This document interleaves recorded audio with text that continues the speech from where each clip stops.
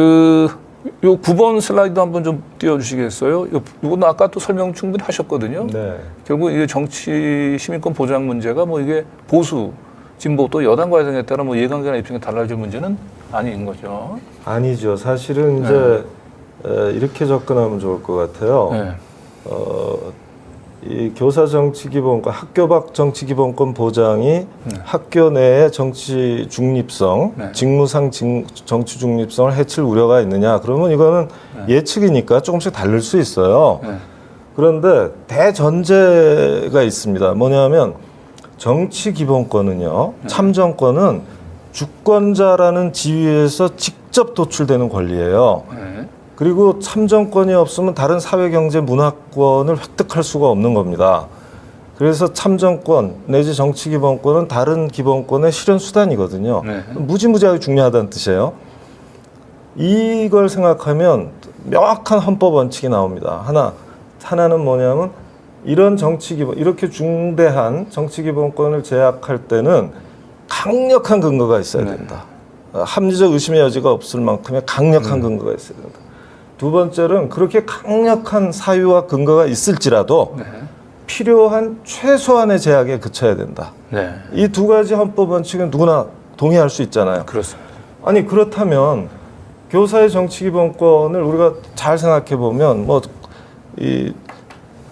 여러 가지로 층위를 나눠서 조금 더 범주화해갖고 여기까지는 한번 열어주고 별 문제가 없으면 또 열자 이런 식으로 얼마든지 타협점이 가능하지 않겠어요? 네네. 지금처럼 오로와 나싱을 한다?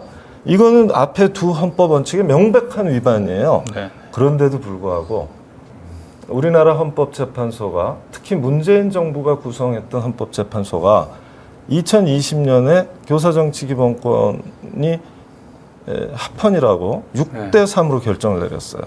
사실 이걸 2017년에 저하고 이제 요번에 자전거 원정대를 떠나는 그 교사들하고 같이 힘을 합쳐서 헌법소원을 냈어요. 네. 그랬는데 2년여 만에 헌법재판소가 내린 결론이 6대3 합헌으로 나와서 저희가 너무너무 실망을 했죠. 그래서 강 기자님께서 아까 그러셨잖아요. 왜 지금이냐고 물어보셨잖아요. 그렇습니다. 우리는 문재인 정부 아래에서 헌법소원이라는 길을 추구했습니다. 그랬는데 박근혜 정부 아래에서 박한철이라는 공안지검장 출신이 헌법재판소장을 했는데 거기서도 6대3으로 합헌이었어요. 네. 그럼 문재인 정부의 헌법재판소 완전히 다 갈린 다음에 판결이 났는데 똑같은 거예요. 6대3. 예. 네. 그래서 헌법재판소는 기댈 수가 없습니다. 네. 그런데 하나의 변수가 생겼어요. 그러니까 원래는 문재인 정부가 있을 때 교육감 14명을 이른바 진보교육감을 가지고 있었고 그다음에 의회도 마지막 2년은 180명 가까이 의회를 갖고 있었잖아요. 그러니까 이때 이 입법을 했어야 되는 겁니다. 네. 이런 입법을 안 했기 때문에 오늘의 일들이 일어난 하나의 원인이 된 거라고 생각하고요. 그러면 언제 이 입법을 추구할 것이냐. 네. 입법 사항인데 마침 민주당 이재명 대표가 대선 후보 시절에 여러 차례 교원의 근무 시간 밖 정치적 자유를 보장하는 것은 본인의 오래된 소신이다. 네. 이렇게 여러 차례 공언을 하면서 당시 그 서영교 행안위원장, 지금은 국힘이 갖고 있지만 작년 11월 24일 현재인데요. 그분한테 이번 정기국회, 그러니까 작년 정기국회 또는 그 다음에 임시국회에서 이 법을 밀어붙여 달라, 적극 검토해 달라 이렇게 3번 요구를 했어요. 그래서 우리가 지금 민주당이 의회 절대 다수를 점유하고 있고 또 이재명 대표가 그런 소신을 갖고 있기 때문에 우리가 이번 기회를 놓치면 또 4, 5년이 허망하게 그냥 가게 돼 있다.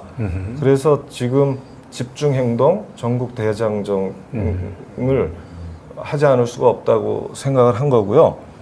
그런데 이제 지금 청담동 룸바 사건이라든가 뭐 이런 게 더 일어나서 어떻게 보면 이제 굉장히 좀 어색한 상황이기도 하지만 오늘 또 이렇게 네. 이 더 탐사에서 네. 불러주시고 시간을 주셔서 네. 얼마나 다행스럽게 생각하는지 모릅니다. 룸바 사건 때문에 사실 더 어색해진 게 아니고요. 그 어떻게 보면 이제 그 우리 이제 촛불 이제 지금 이제 집회들이 지금 전국에 걸쳐서 이제 들불처럼 지금 타오르고 있지 않습니까? 네, 그 네. 촛불 집회가 단순히 윤석열 김건희 정권을 이제 끌어내리기 위한 이제 그런 차원이 아니고 제대로 된 민주주의를 정착시키기 위한.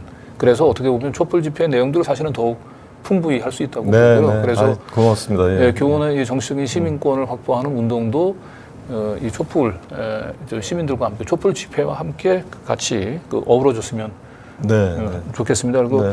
마지막 이제 10번 슬라이드도 어느 정도 설명을 하신 거긴 한데 그렇죠. 예.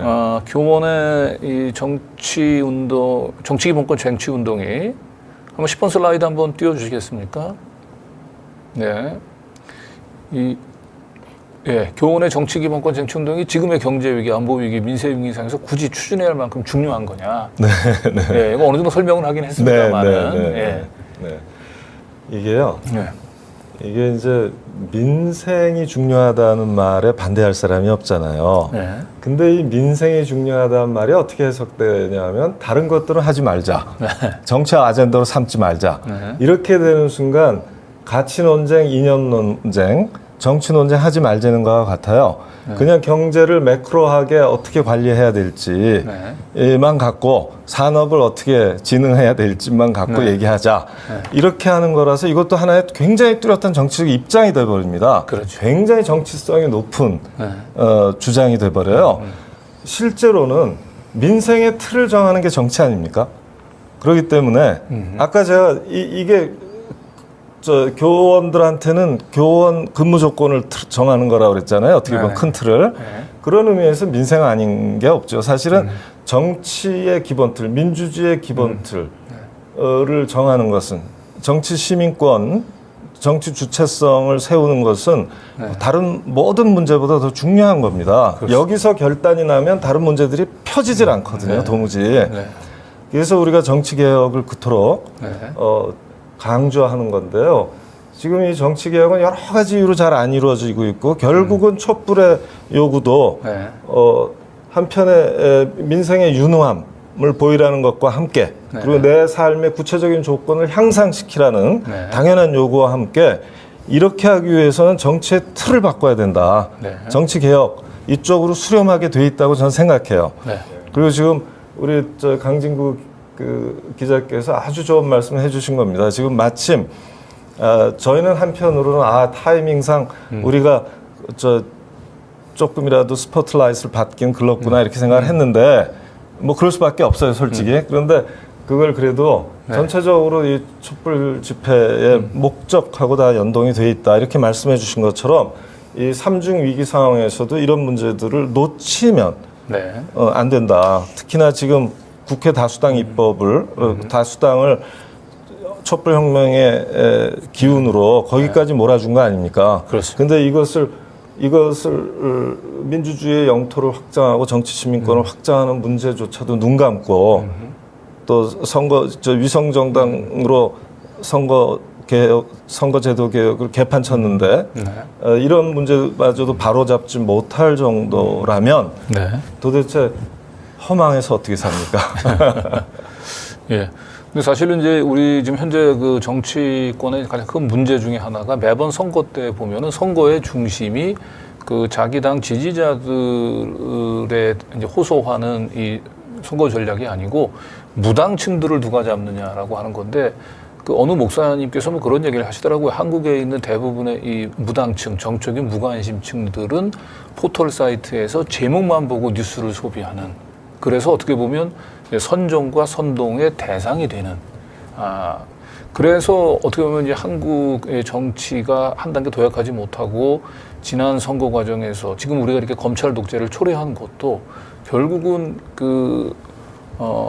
압도적으로 기울어지는 운동장 속에서 그냥 그 여론의 조작과 선동에 쉽게 이제 이 조정의 대상이 되는 그 무당층들을 중심에 놓고 선거가 치러지는 것 때문에 그런 게 아닌가. 그리고 결국은 이런 무당층들이 아니고 자신의 정치적인 입장과 견해를 스스로 잘 무장할 수 있는, 그래서 성숙한 민주주의 시민이 되는 것들을 우리 교육에서부터 그런 성숙한 시민들을, 정치적으로 성숙한 시민들을 길러내는 것이 필요하지 않을까. 그래서 이 교원들의 정치적인 기본권이라고 얘기하는 것은 당장에 지금 우리가 이제 윤석열, 김건희 이제 그 탄핵을 이제 요구하는 이런 촛불 시위하고 좀 떨어져 있는 것 같긴 합니다만, 장기적으로 우리 민주주의를 한 단계 도약시키기 위한, 우리 민주주의 인프라를 세우기 위한 굉장히 중요한 과제다. 그래서 함께 했으면 좋겠습니다.